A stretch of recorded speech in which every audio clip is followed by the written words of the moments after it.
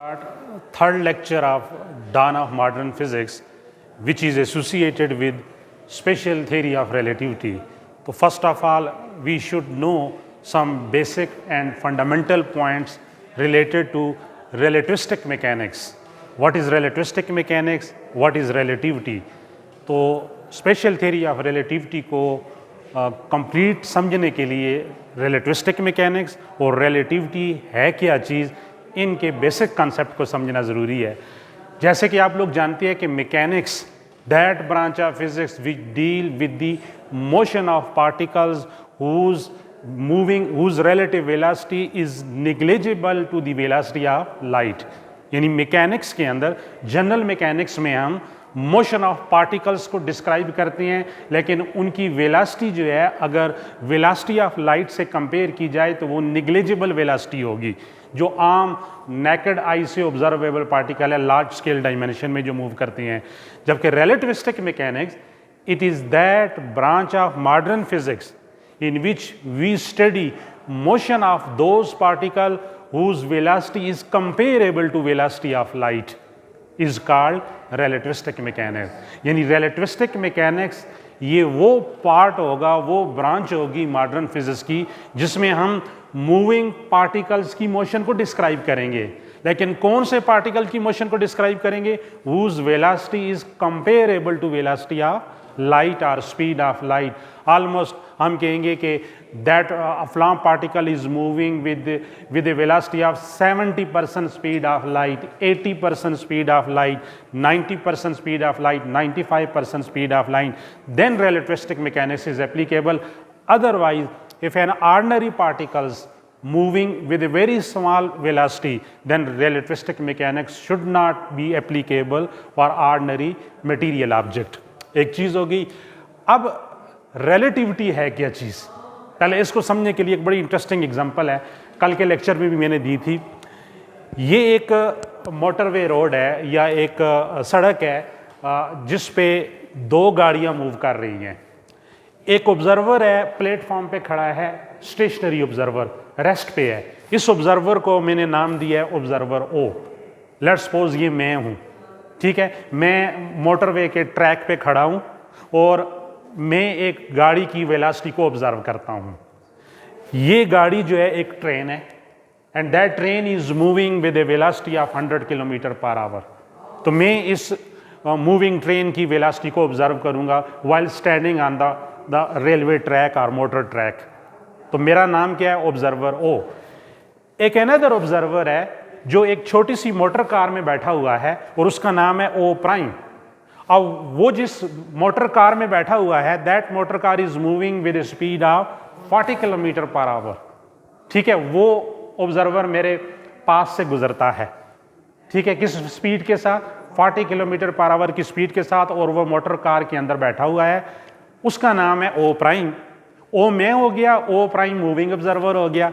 अब हम दोनों जो है एक मेजरमेंट लेते हैं जस्ट स्पीड के मतलब, पोजीशन के मतलब और स्पीड के मतलब। किसकी स्पीड के मतलब? ट्रेन की स्पीड के मतलब। तो मैं क्या ऑब्जर्व करूंगा? ऑब्जर्वर ओ यानी a stationary observer observe the speed of the train which is equal to 100 kilometre per hour because I am at rest, stationary position पे हूं। तो ऑब्जर्वर ओ ने कहा कि वो 100 किलोमीटर पर आवर की वेलोसिटी से आगे जा रही है। What will find an observer O prime sitting inside the moving car? तो जो मूविंग कार में है ऑब्जर्वर O प्राइम, तो observer O prime find speed, क्योंकि वो बजाते खुद मूव कर रहा है 40 किलोमीटर पर आवर की वेलोसिटी से। तो उसके पास से जब ट्रेन 100 किलोमीटर पर आवर की वेलोसिटी से जाएगी तो रिलेटिव स्पीड, जब वो सेम डायरेक्शन में हो तो रिलेटिव स्पीड क्या होती है? डिफरेंस लिया जाता है। तो ऑब्जर्वर O प्राइम क्या फाइंड करेगा? 60 किलोमीटर पर आवर। क्लियर होगी बात? दोनों अपनी जगह पर जो मेजरमेंट ले रहे हैं वो 100% ऑब्जर्व हैं। This observation war first time observed bye Galileo, that is why it is called Galilean transformation. यानी ये कॉन्सेप्ट सबसे पहले रिलेटिव मोशन का किसने दिया? क्लासिकल फिजिक्स में 17वीं सेंचुरी में गैलीलियो ने दिया और इनका नाम है गैलीलियन ट्रांसफॉर्मेशन। अब गैलीलियन ने यहाँ पर दो बड़े बोल्ड किस्म के कॉन्सेप्ट यूज किए। वो कहता है positions are relative, in a similar fashion speed and velocity are also relative. यानी Galileo introduced Galilean transformation on which bold concept position and velocity both are relative. Clear होगी बात ये, इसलिए इन्हें कहते हैं गैलीलियन ट्रांसफॉर्मेशन। अब इनके आपस में कनेक्शन है, यानी ऑब्जर्वर ओ और ऑब्जर्वर ओ प्राइम, यानी स्टेशनरी ऑब्जर्वर और मूविंग ऑब्जर्वर का आपस में कनेक्शन है, रिलेशन है, इक्वेशंस ऑफ मोशंस, इनकी वेलोसिटीज का आपस में एक रिलेशन है। वो रिलेशन क्या है? वो रिलेशन ये है कि अगर जो ओ प्राइम था, इसने जो स्पीड मेजर किया इसको मैं वी प्राइम कह दूं 60 किलोमीटर पर आवर, और जो स्टेशनरी ऑब्जर्वर है उसकी स्पीड को मैं 100 किलोमीटर पर आवर कह दूं, और जो मूविंग ऑब्जर्वर है उसकी मोटर कार जो है वो किस स्पीड से जा रही है, u equal to 40 kilometre per hour, यानी जो मूविंग ऑब्जर्वर है उसकी गाड़ी की स्पीड u से डिनोट की गई है, और स्टेशनरी ऑब्जर्वर ने जो मेजरमेंट ली है v से डिनोट किया गया है, और मूविंग ऑब्जर्वर ने जो मेजरमेंट की है v प्राइम है। तो मैं लिख सकता हूं ना कि इनके दरमियान रिलेशन क्या आता है, v prime is equal to v minus u। v देखें, ट्रेन की स्पीड थी 100 और जो मूविंग ऑब्जर्वर था उसकी स्पीड क्या थी 40, तो 100 माइनस 40 आपको रिजल्ट क्या मिला 60। तो v प्राइम बेसिकली क्या है, v minus u। This is called law of velocity addition. इसे क्या बोलेंगे, law velocity addition which were developed by Galileo, called Galilean transformation, in which they assume that both position and velocities are relative. This is relativity. ये basically relativity है। अब इस concept को सामने रखते हुए हम स्पेशल थ्योरी ऑफ रिलेटिविटी को स्टडी करते हैं। रिलेटिविस्टिक मैकेनिक्स के दो पार्ट्स हैं, special theory of relativity and general theory of relativity. Special theory of relativity relativistic mechanics का वो पार्ट है जिसमें हम वेरियस प्रॉब्लम को सॉल्व करते हैं, solution of the problem solve करते हैं इन an inertial frame of reference. यानी it is that part of relativistic mechanics in which we study motion of the particles in an inertial frame of reference, or in which solution of the problem may be solved by assigning inertial frame of reference। कि अगर आप inertial frame of reference को utilise करो और relativistic mechanics के उस part को study करो जिसमें मूविंग ऑब्जेक्ट की वेलोसिटी को स्टडी किया जा रहा है, मूविंग ऑब्जेक्ट के मुतालिक जितने भी प्रिंसिपल्स हैं, लॉज हैं जो गवर्न किए हुए हैं उनको स्टडी किया जा रहा है, तो इस पार्ट ऑफ रिलेटिविस्टिक मैकेनिक्स को क्या कहेंगे, स्पेशल थ्योरी ऑफ रिलेटिविटी। यानी it is associated with non accelerated frame of reference, that frame of reference whose acceleration itself is equal to 0। यानी कि ऐसी फ्रेम जिसका अपना एक्सेलरेशन 0 हो, हाँ वो रेस्ट पे है या यूनिफॉर्म वेलोसिटी से मूव कर रही है, क्योंकि इनर्शियल फ्रेम में दो कंडीशंस थी, state of rest or moves with uniform velocity. तो आप किसी मूविंग ऑब्जेक्ट को स्टडी करो इस कंडीशन पे कि उसकी velocity comparable to velocity of light हो, तो ऐसी मैकेनिक्स को क्या, ऐसे पार्ट ऑफ रिलेटिविस्टिक मैकेनिक्स को क्या कहेंगे, special theory of relativity. General theory of relativity जो है, it deals with the solution of those problems which are involved in non-inertial frame of reference, accelerated frame of reference। यानी एक frame move कर रही है वेरिएबल वेलोसिटी के साथ, उसका अपना एक्सेलरेशन एग्जिस्ट करता है। अब आप किसी इवेंट को डिस्क्राइब करते हो, किसी फिजिकल फिनोमिना को डिस्क्राइब करते हो, तो अब जो मैकेनिक्स डेवलप होगी, रिलेटिविस्टिक मैकेनिक्स का जो पार्ट डेवलप होगा उसे आप क्या कहोगे, general theory of relativity. Is it clear, दोनों का डिफरेंस आ गया। अब हम आते हैं, क्योंकि आपके कोर्स में यूनिट में जो डिटेल वर्जन है वो स्पेशल थ्योरी ऑफ रिलेटिविटी का है, तो what is postulate of special theory of relativity. तो आइंस्टाइन ने 1905 में ये थ्योरी ऑफ रिलेटिविटी डेवलप की और जिसके दो बोल्ड पोस्टुलेट्स बयान किए। पहला पोस्टुलेट उसने क्लासिकल फिजिक्स से चुराया, जो अभी मैंने आपको बताया है ना, concept of relativity. Concept of relativity जो गैलीलियो ने यूटिलाइज किया था कि position and velocities are relative, ये कॉन्सेप्ट रिलेटिविटी का, इसको प्रिंसिपल ऑफ रिलेटिविटी भी कहते हैं, ये गैलीलियो ने 17वीं सेंचुरी में दिया। आइंस्टाइन ने 1905 में अपनी स्पेशल थ्योरी ऑफ रिलेटिविटी में इस प्रिंसिपल को अपना फर्स्ट पोस्टुलेट बनाया। इसने 2 पास्टुलेट डेवलप किए थे। उन पास्टुलेट में से जो पहला पास्टुलेट है प्रिंसिपल ऑफ रिलेटिविटी, ये इसने गैलीलियन ट्रांसफॉर्मेशन से गैलीलियो के आइडिया को यूटिलाइज किया। तो what is principle of relativity, ये बहुत ही इंपॉर्टेंट है, इसको बहुत कंसंट्रेशन के साथ सुने। प्रिंसिपल ऑफ रिलेटिविटी ये है कि all laws of physics are same in all inertial frame of reference, कि the laws of physics are remain same in all inertial frame of reference. अब इस स्टेटमेंट को समझना है कि laws of physics inertial frame of reference में कैसे same हो सकती हैं। What are the laws of physics? अब लॉज ऑफ फिजिक्स से मुराद ये है कि अगर आप एक एक्सपेरिमेंट परफॉर्म करते हो, वो एक्सपेरिमेंट रिलेटेड होता है मैकेनिकल प्रॉब्लम्स के साथ।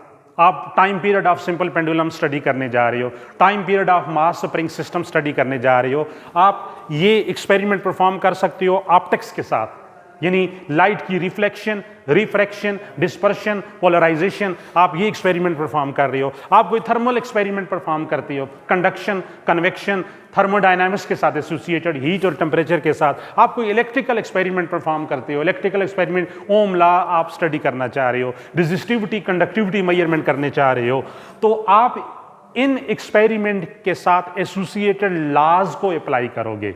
आप कहाँ एक्सपेरिमेंट परफॉर्म कर रहे हो? आप अपनी कॉलेज की लैब के अंदर एक्सपेरिमेंट परफॉर्म कर रहे हो। इस क्लासरूम में मैं ये एक्सपेरिमेंट परफॉर्म करना चाहता हूँ, मैकेनिक्स के साथ एसोसिएटेड, ऑप्टिक्स के साथ एसोसिएटेड, थर्मोडायनामिक्स के साथ एसोसिएटेड, इलेक्ट्रिसिटी एंड मैग्नेटिज्म के साथ एसोसिएटेड। मैंने एक्सपेरिमेंट परफॉर्म किया, तो एक्सपेरिमेंट परफॉर्म करने के बाद मुझे मेजरमेंट्स मिलेंगी, मुझे रिजल्ट्स मिलेंगे, मैं उनके ऊपर उनके एसोसिएटेड लॉज अप्लाई करूंगा। कौन कौन से लॉज अप्लाई करूंगा? Law of mechanics, law of conservation of energy, law of conservation of linear momentum, angular momentum. ठीक है, ये लॉज ऑफ मैकेनिक्स हैं। लॉज ऑफ रिफ्लेक्शन, ऑप्टिक्स का एक्सपेरिमेंट है तो law of reflection, Snell law जो दिया गया था, law of refraction, is it clear? इसी तरह law of thermodynamics, first law of thermodynamics, second law of thermodynamics. इसी तरह law of electricity and magnetism, Boyle's law, ठीक है, Faraday law of electromagnetic induction. अगर आप स्टैटिक इलेक्ट्रिसिटी में जाते हैं तो गॉसेस लॉ, ठीक है, कूलम लॉ, ये सारे एक्सपेरिमेंट है। तो याद रख लो, जब आप किसी एक इनर्शियल फ्रेम में, हाँ वो फ्रेम स्टेशनरी है, आपने एक एक्सपेरिमेंट किया, एक्सपेरिमेंट के ऊपर आपने लॉज को अप्लाई किया, तो उन लॉज ऑफ फिजिक्स के जो रिजल्ट आपको एक इनर्शियल फ्रेम ऑफ रेफरेंस में मिल रहे हैं, you will find the same result, same laws of mechanics must be applicable in any other inertial frame, whether they are at rest or moving with uniform velocity relative to first one। कि मैंने एक inertial frame में ये experiment किए, उनके ऊपर मैंने laws of physics को अप्लाई किया, ये सारे लॉज मैंने आपको बताए हैं, तो ये लॉ इक्वली वैलिड होंगे, इक्वली एप्लीकेबल होंगे दुनिया में कोई भी और इनर्शियल फ्रेम हो, हाँ वो रेस्ट पे है, हाँ वो यूनिफॉर्म वेलोसिटी में मूव कर रही है, तो लॉज ऑफ फिजिक्स के रिजल्ट्स क्या रहेंगे? सेम रहेंगे। बात ज़हन में आ गई है ना? ये तो ये बहुत बोल्ड किस्म का पोस्टुलेट्स था।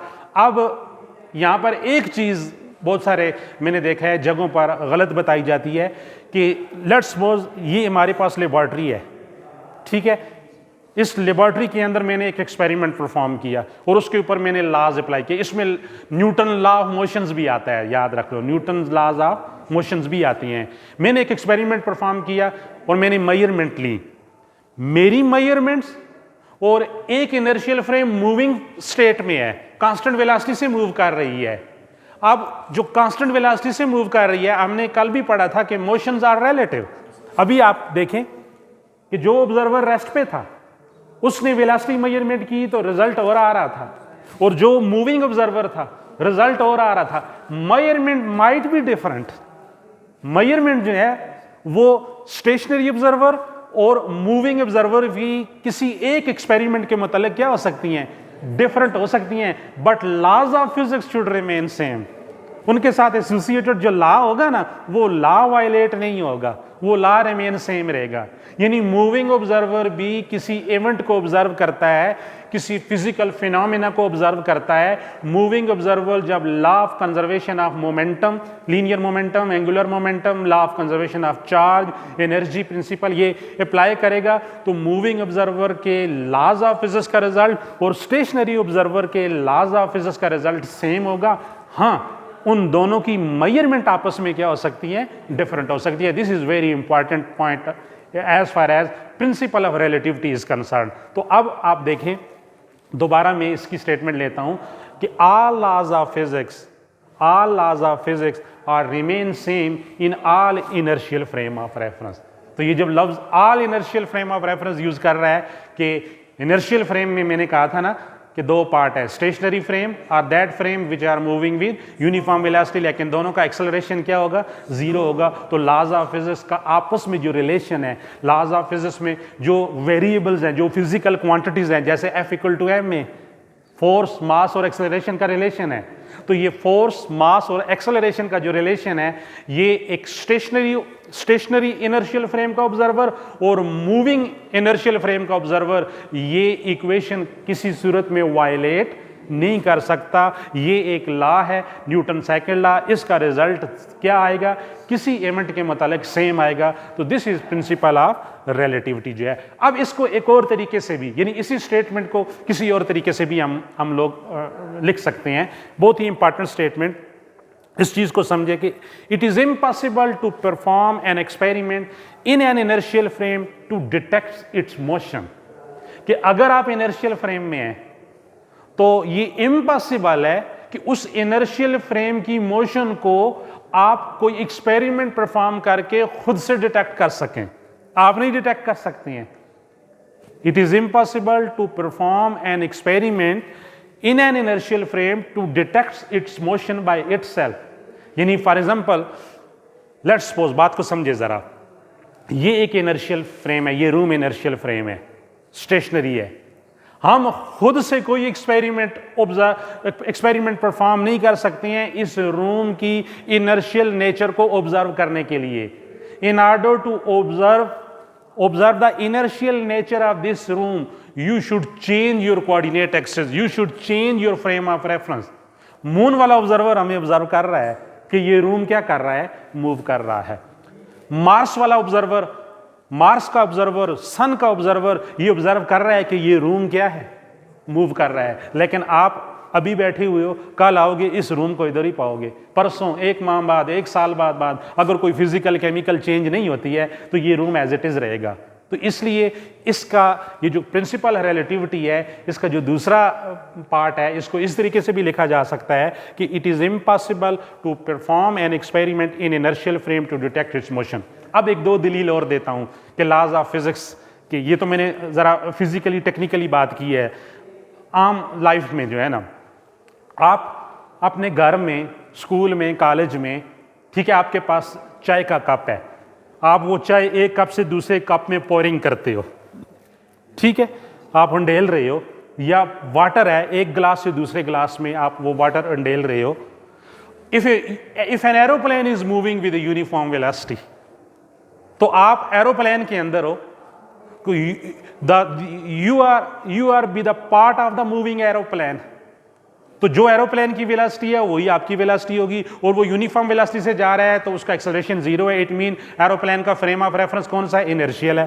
तो आप यही काम जो आपने अर्थ के ऊपर किया है कि चाय को एक कप से दूसरे कप में पोरिंग की है, तो आप मूविंग एरोप्लेन में करो, तो you can do this, you can do it easily just like on earth surface. तो उसका फ्रेम और आपका फ्रेम क्या हो गया, सेम हो गया।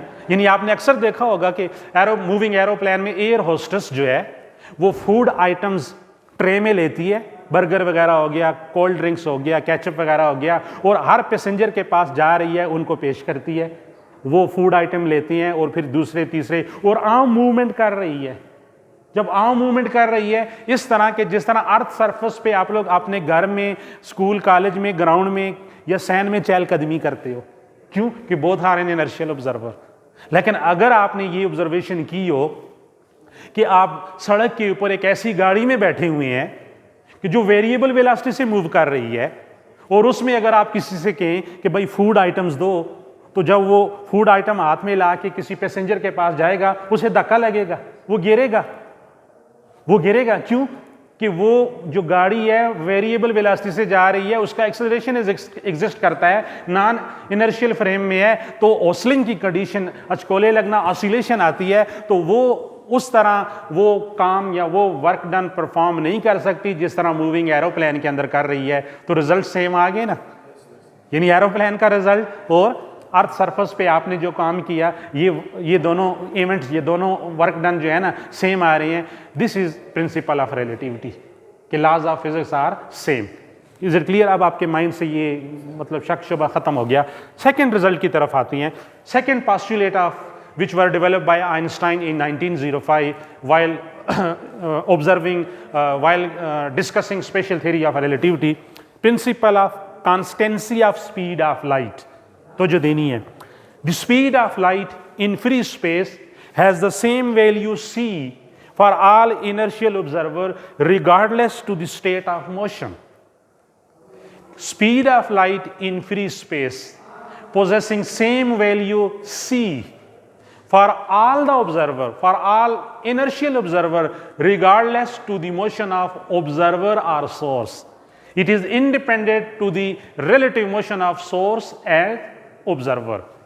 यानी इस postulate का मीनिंग ये है कि अगर आप फ्री स्पेस में स्पीड ऑफ लाइट कैलकुलेट करना चाहती हैं, आप इनर्शियल ऑब्जर्वर हो, आप हाई रेस्ट पे हो, या आप यूनिफॉर्म वेलोसिटी से मूव कर रही हो, तो your measured value associated with speed of light will remain same, which is against the Galilean transformation. अभी आपके सामने गिलालियन ट्रांसफॉर्मेशन में क्या हुआ? दो ऑब्जर्वर ने स्पीड मेजर की तो दोनों के रिजल्ट डिफरेंट थे। स्टैटिक ऑब्जर्वर ने कहा कि स्पीड क्या आ रही है 100 किलोमीटर पर आवर, और मूविंग ऑब्जर्वर कह रहा है कि स्पीड 60 किलोमीटर पर आवर आ रही है। लेकिन इधर आइंस्टाइन कह रहा है कि speed of light in free space will remain same in all inertial observer regardless to the state of motion, कि state of motion के इंडिपेंडेंट है। अब यहां इसी एक्सपेरिमेंट को देखें कि ये जो स्टेशनरी ऑब्जर्वर है ओ, ये रेस्ट पे है, और ये ऑब्जर्वर ओ प्राइम जो कार के अंदर मूव कर रहा है। अब यहां क्या होता है कि एक लाइटनिंग फिनोमेना होता है। लाइटनिंग फिनोमेना यानी ये जो ट्रेन थी ना, इस ट्रेन में एक शख्स है, वो टार्च ऑन करता है, लाइट ऑन होती है। अब ये जो स्टेशनरी ऑब्जर्वर है ओ, और जो मूविंग ऑब्जर्वर है, ये दोनों उस टार्च से जो फोटॉन एमिट होता है, जो लाइट ग्लो करती है, उसकी स्पीड को कैलकुलेट करता है। आइंस्टाइन के मुताबिक both will find same result. अब डिफरेंस नहीं आएगा। This is principle of constituency of speed of light, यानी स्पीड ऑफ लाइट क्या रहेगी? एब्सोल्यूट रहेगी, ये रिमेन सेम रहेगी, रिलेटिव नहीं है। अब क्यों? तो जो देनी है जरा। गैलीलियन ट्रांसफॉर्मेशन में गैलीलियो ने ये कहा था कि पोजीशन और वेलोसिटी रिलेटिव है, स्पेस आर आल्सो रिलेटिव, जबकि टाइम एब्सोल्यूट है। टाइम क्या है? एब्सोल्यूट है। ये बहुत अच्छी तरह ज़हन नशीन करें ना, बुकों में लिखी हुई है बात और ना ये बात बताई जाती है कि according to Galilean transformation or Galileo, position, speed and space are relative while time is taken or chosen as an absolute quantity. Einstein कहता है कि जब आप स्पीड का फार्मूला लिखते हैं, स्पीड को जनरली क्या किया जाता है? S equal to V T, तो V is equal to S by T. अब लाइट है तो लाइट की स्पीड को V की बजाय हम किससे डिनोट करते हैं? C, तो C equal to S by T. Classical physics में डिनोमिनेटर में जो टाइम फैक्टर है ये एब्सोल्यूट था, एस रिलेटिव था। तो आपने देखा कि स्पीड का रिजल्ट इस एक्सपेरिमेंट में क्या आया? डिफरेंट आया। लेकिन आइंस्टाइन कहता है both space and time are relative quantities. जब न्यूमिनेटर में डिस्टेंस बढ़ेगा तो टाइम भी ज्यादा होगा, तो speed is a ratio between distance and time, it will remain same. जब डिस्टेंस कम होगा तो टाइम भी कम होगा, तो फिर स्पीड क्या रहेगी? सेम रहेगी। इसलिए वेदर आपके पास एक टार्च है, आप टार्च को ऑन करते हो, लाइट एमिट होती है, एक स्टेशनरी ऑब्जर्वर है और एक मूविंग ऑब्जर्वर है, वो इस डायरेक्शन में जा रहा है, in the direction of propagation of light, जिस डायरेक्शन में लाइट प्रोपेगेट कर रही है, फोटॉन ट्रेवल कर रहा है, फोटॉन की स्पीड अगर इस डायरेक्शन में है तो ऑब्जर्वर भी इसी डायरेक्शन में जा रहा है, तो ये वाला ऑब्जर्वर और स्टेशनरी ऑब्जर्वर लाइट की स्पीड सेम कैलकुलेट करेगा। और अगर एक ऑब्जर्वर ऑपोजिट आ रहा है towards propagation of photon, light जिस डायरेक्शन में जा रही है, जिस डायरेक्शन में लाइट की प्रोपेगेशन हो रही है उसके ऑपोजिट आ रहा है, he will also find the same result. तो अब पता चल गया कि speed of light in free space possesses same value for all inertial observer regardless to the motion of source or observer, कि source की motion whether source is moving towards photon or away from the photon, speed of light should remain same. So these are the two postulate of special theory of relativity, principle of relativity and principle of constancy of speed of light. अब इसके बाद next lecture में consequences of special theory of relativity, वो बहुत ही important है। Consequences में पहला consequences आएगा इंक्रीज इन मास डायलेशन, फिर आएगा time dilation, increase in time, तीसरा आएगा लेंथ कंट्रैक्शन, चौथा आएगा प्रिंसिपल ऑफ साइमल्टेनिटी, पांचवा आएगा Einstein mass energy relation, mass energy equation equal to mc²। तो ये जो रिजल्ट्स हैं ये आने वाली एपिसोड में इंशाल्लाह एक्सप्लेन होंगे और वो बहुत ही इंपॉर्टेंट लेक्चर होगा। सी यू अगेन।